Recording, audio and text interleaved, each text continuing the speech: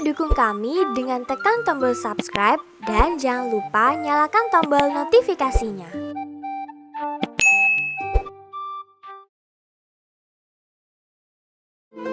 Asal-usul Pulau Madura.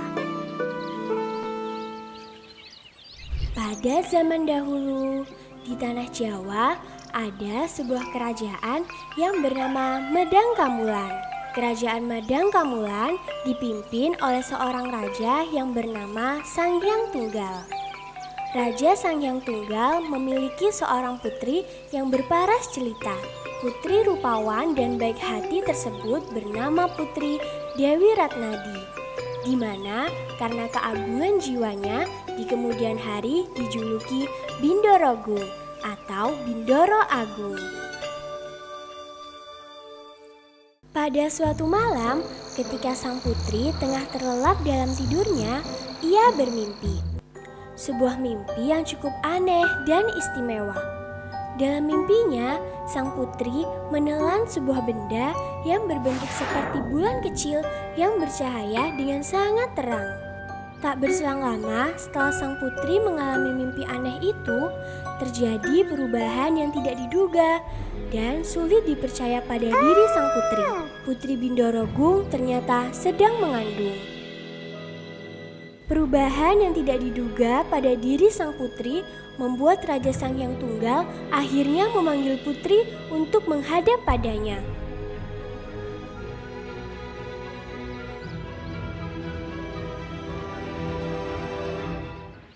Raja kemudian bertanya pada sang putri, "Wahai putriku, apa yang sebenarnya terjadi pada dirimu?"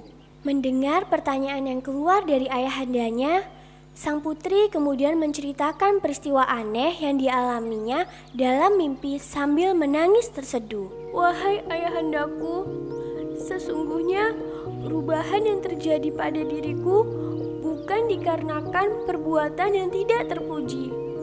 Akan tetapi, hal ini terjadi karena mimpi aneh yang aku alami beberapa waktu lalu.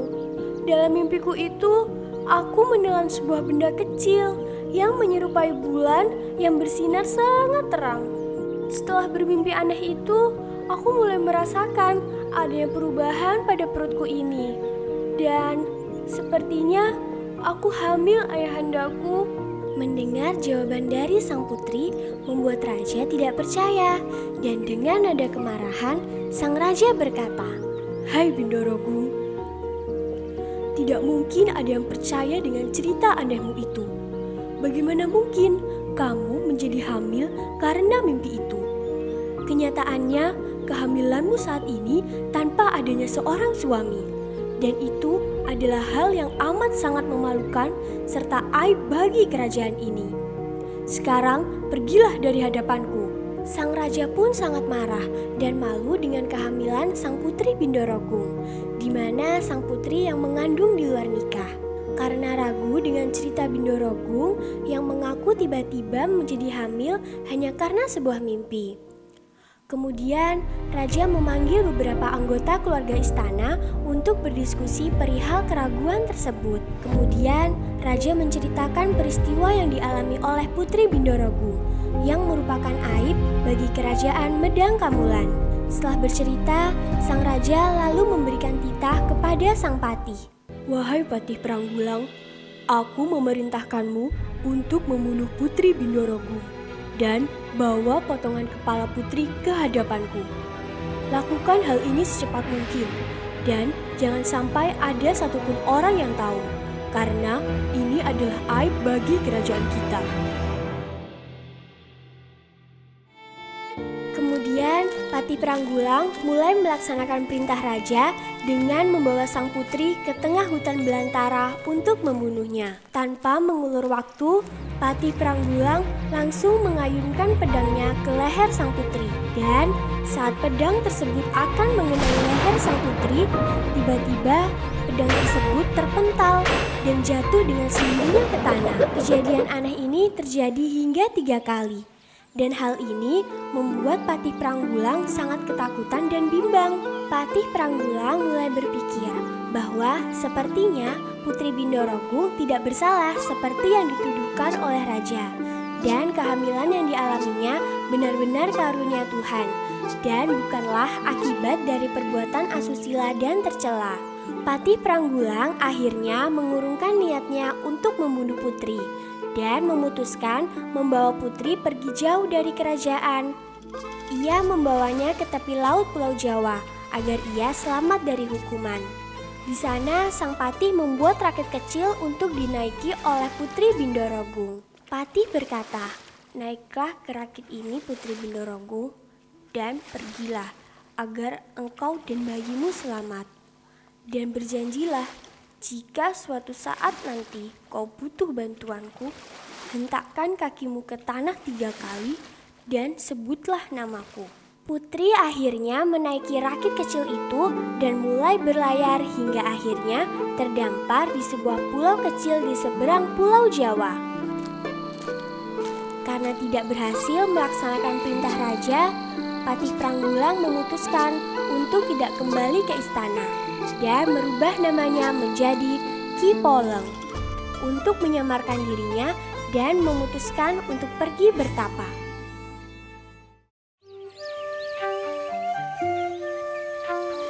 Rakit yang membawa putri akhirnya terdampar di sebuah pulau kecil yang terlihat terpecah belah. Pulau itu tampak seperti gunung-gunung. Rakit sang putri akhirnya terdampar di salah satu daratan yang paling tinggi di antara pulau-pulau kecil yang lain, yang kemudian hari diketahui sebagai Bukit Geger. Beberapa minggu kemudian, di Bukit Geger inilah sang putri melahirkan anaknya, yang kemudian ia beri nama Raden Segoro. Segoro adalah sebuah kata dalam bahasa Jawa yang artinya adalah lautan. Ia diberi nama Raden Segoro karena semasa dalam kandungan, ia hidup terombang-ambing di tengah lautan dan berhasil bertahan hidup hingga lahir ke dunia. Raden Segoro adalah manusia pertama yang lahir di sebuah pulau misterius yang memiliki dataran yang cukup tinggi, atau dalam bahasa Jawa disebut Lemah Duwuro, yang disebut Pulau Meduro atau Madura. Selanjutnya, Raden Segoro kecil tumbuh menjadi anak yang sehat dan ceria. Hingga suatu hari saat ia menginjak umurnya yang ke-7 tahun, ketika ia sedang bermain di pantai sekitar rumahnya, ia bertemu dengan 2 ekor ular yang sangat panjang. Kejadian ini terulang beberapa kali, sehingga menyebabkan Raden Segoro merasa ketakutan dan menceritakan kejadian tersebut kepada ibunya, Putri Bindorogung. Mendengar cerita tersebut, Putri Bindorogung merasa sangat ketakutan dan cemas akan keselamatan putra sematawayangnya. Akhirnya, sang putri memanggil Ki Poleng untuk meminta pertolongan dengan cara menghentakkan kakinya ke tanah sebanyak 3 kali. Tak berselang lama, Ki Poleng pun muncul di hadapan Putri Bindorogung. Kemudian, sang putri menceritakan peristiwa yang dialami oleh anaknya, Raden Segoro. Kemudian, Ki Poleng mengajak Raden Segoro untuk pergi ke tepi pantai, tempat di mana ia biasa bermain. Dan benar saja, tak berselang lama, 2 ekor ular panjang itu muncul kembali dan menghampiri Raden Segoro. Raden Segoro pun merasa ketakutan dan menghampiri Ki Poleng. Kemudian Ki Poleng berkata, "Hai nak, jangan takut. Pegang dan ambil kedua ular tersebut menggunakan kedua tanganmu dan hempaskan ke tanah sekarang juga." Selanjutnya, dengan sedikit ketakutan, Raden Segoro akhirnya memberanikan diri untuk mengambil kedua ular tersebut dan dengan cepat ia menghempaskannya ke tanah. Kemudian seketika itu, kedua ular tersebut berubah bentuk menjadi 2 buah pusaka. "Hai nak, ambillah kedua pusaka tersebut. Itu adalah Nanggolo dan Alugoro. Bawalah pusaka Nanggolo di tangan kananmu dan Alugoro di tangan kirimu. Jagalah baik-baik pusaka ini, karena ini nanti akan membantumu menghadapi kesulitan dan masalah di kemudian hari." Beberapa tahun kemudian, di kerajaan Medang Kemulan terjadi peperangan di antara pasukan kerajaan dengan prajurit dari negeri Cina. Peperangan itu akhirnya membuat kerajaan Medang Kemulan terdesak. Raja Sanghyang Tunggal akhirnya bersemedi untuk mendapatkan petunjuk dalam memenangkan peperangan ini. Ketika sedang bersemedi, Raja akhirnya mendapat petunjuk dalam mimpinya bahwa yang dapat membantu memenangkan peperangan ini adalah seorang anak remaja yang tinggal di sebuah pulau lemah Duwuro. Pulau tersebut terletak di seberang kerajaan tidak jauh dari Pulau Jawa. Maka diutuslah seorang patih dan beberapa pasukan dari kerajaan Medang Kemulan untuk mencari anak remaja tersebut. Patih dan pasukan kerajaan kemudian pergi berlayar mencari pulau lemah Duwuro yang dimaksudkan oleh sang raja. Utusan kerajaan Medang Kamulan akhirnya sampai di pulau yang dimaksud oleh sang raja. Kemudian mereka bertemu dengan seorang anak remaja yang dimaksudkan oleh sang raja. Anak tersebut bernama Raden Segoro. Selanjutnya, Patih dan pasukan kerajaan memperkenalkan dirinya kepada Raden Segoro dan ibunya. Lalu menceritakan kejadian yang sedang menimpa kerajaan Medang Kemulan dan memohon izin kepada Putri Bindorogung untuk membawa putra semata wayangnya Raden Segoro ke kerajaan Medang Kemulan guna menolong kerajaan Medang Kemulan yang sedang diserang. Namun, Putri Bindorogung tidak mengizinkan pasukan kerajaan untuk membawa anak semata wayangnya pergi ke medan peperangan karena cemas akan keselamatannya. Karena tidak diizinkan, akhirnya pasukan kerajaan membawa paksa Raden Segoro menuju kapal untuk dibawa ke istana. Tidak lama kemudian, sebelum sampai di kapal, tiba-tiba langit menjadi gelap. Muncul angin kencang disertai petir yang sangat hebat, yang hampir membuat kapal pasukan kerajaan terhempas jauh dari pinggir pantai. Sehingga kejadian tersebut membuat pasukan utusan dari kerajaan menjadi ketakutan dan panik. Akhirnya mereka tidak jadi membawa paksa Raden Segoro, lalu kembali ke rumah Putri Bindorogung dan kembali membujuk Putri Bindorogung agar memberikan restu kepada mereka untuk membawa putranya ikut bersama mereka ke istana. Dalam kebimbangannya, lalu Putri Bindorogung memanggil Ki Poleng dengan menghentakkan kaki ke tanah 3 kali. Sang putri bercerita kepada Ki Poleng terkait maksud utusan pasukan kerajaan Medang Kamulan mengajak putranya Raden Segoro ke istana. Putri Bindorogung merasa khawatir kepada Raden Segoro jika ia harus pergi sendiri. Di samping itu, sang putri juga merasa kasihan atas apa yang sedang menimpa kerajaan ayahandanya saat ini. Putri Bindorogung akhirnya mengizinkan putranya untuk menolong kerajaan Medang Kemulan dan ikut bersama pasukan kerajaan menuju istana, asalkan dalam pengawasan Ki Poleng. Namun Putri Bindorogung tidak menceritakan pada putranya bahwa ia sesungguhnya adalah putri dari kerajaan Medang Kemulan dan Raden Segoro adalah cucu dari Raja Sanghyang Tunggal. Setelah itu, maka berangkatlah Raden Segoro ke kerajaan Medang Kemulan dengan membawa pusaka Nanggala, dan pusaka Alugoronya ditinggal di rumah sesuai petunjuk dari Ki Poleng. Ki Poleng memerintahkan Raden Segoro untuk bersemedi bersama pusaka Nanggala yang dibawanya, karena pusaka ini mempunyai kesaktian yang dapat membuat tentara Cina mundur. Sesampainya di kerajaan Medang Kemulan, Raden Segoro langsung bersemedi dengan pusaka Nanggala di tangannya dengan didampingi Ki Poleng. Dari persemedian itu tiba-tiba membuat banyak tentara Cina terkena penyakit aneh dan banyak yang mati. Sehingga tanpa sempat terjadi peperangan dan baku hantam, tentara Cina mundur dengan sendirinya meninggalkan kerajaan Medang Kemulan karena sebagian besar pasukannya terserang penyakit. Lalu Raja Sanghyang Tunggal bertemu dengan Raden Segoro untuk mengucapkan terima kasih. Untuk menunjukkan rasa terima kasihnya, sang raja pun hendak mengangkat Raden Segoro untuk menjadi bagian dari anggota keluarga kerajaan. Raja pun bertanya tentang asal-usul Raden Segoro, siapa ayahnya dan siapa ibunya. Tapi Raden Segoro tidak bisa menerima tawaran tersebut karena ia ingin meminta izin untuk pulang terlebih dahulu dan meminta persetujuan dari ibundanya.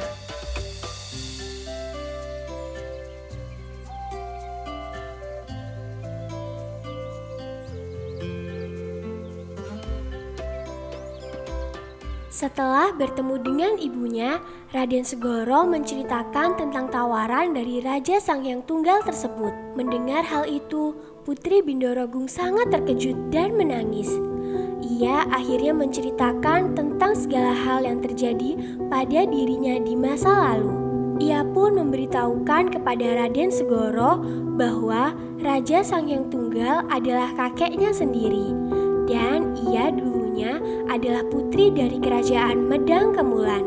Kemudian Putri Bindorogung berkata kepada Raden Segoro, "Wahai anakku, kita tidak pantas untuk berada di istana.